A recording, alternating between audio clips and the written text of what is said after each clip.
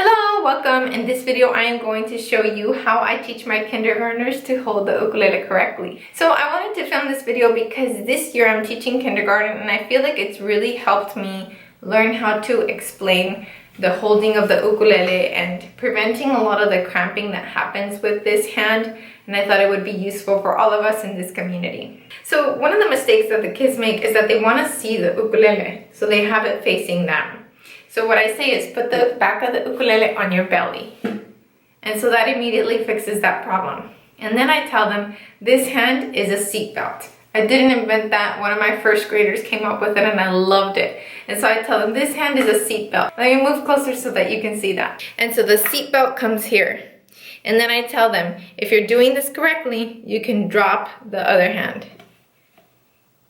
And so this is the perfect way to test if the kids are going to be doing this part correctly. If the ukulele falls, then I know as a teacher, I have to help them fix this first. And that whole first week, I have the kids strumming this way because I want them to have the ukulele close to them and I don't want them to carry it with this hand. That's gonna create way too much tension and it's gonna make them play things incorrectly. When I'm teaching, I actually teach lefty, so that it looks the same way for the kids, so that I look like a mirror, for example. So our windows in the classroom are on this side, and so I say the head of your ukulele has to point to the window side. By this time, they've already seen the ukulele anatomy video, so they know that this is the head of the ukulele. And then I say, okay, I'm gonna do it really quick, so watch.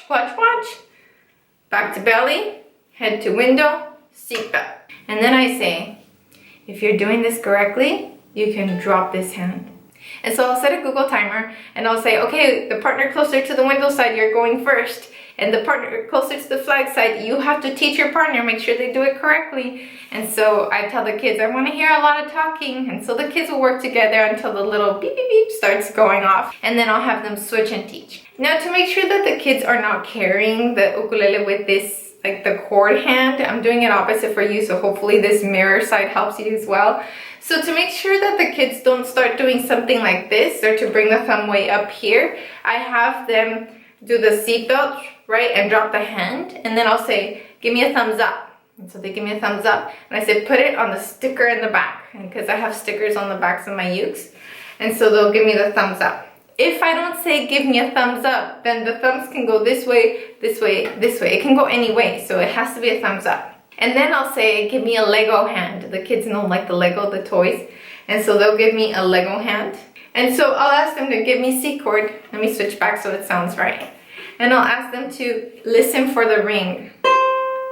And if they don't get the ring, I say, if you get this, you're either not squeezing right enough or you're not putting your finger on the right place. So wiggle around until you find the ring.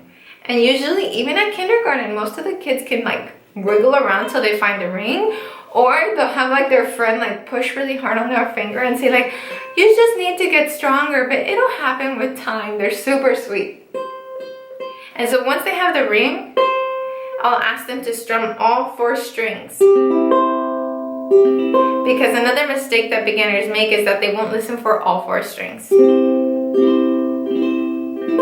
And I ask my kids to keep their fingertips on the waist for that first few lessons because I don't want the ukulele moving around. And having this like seatbelt arm, which I look for these lines too, by the way, having the seatbelt arm and the fingertips on the waist just makes this also firm.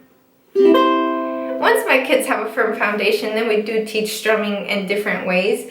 But that first lesson, I just really want this to be here against the body and this hand to be able to move without the ukulele like falling down on them. So I hope that this teaching strategy video was helpful for you. If you want to see more videos like this, let me know by leaving a comment down below. As always, thank you so much for watching and I will see you in the next one.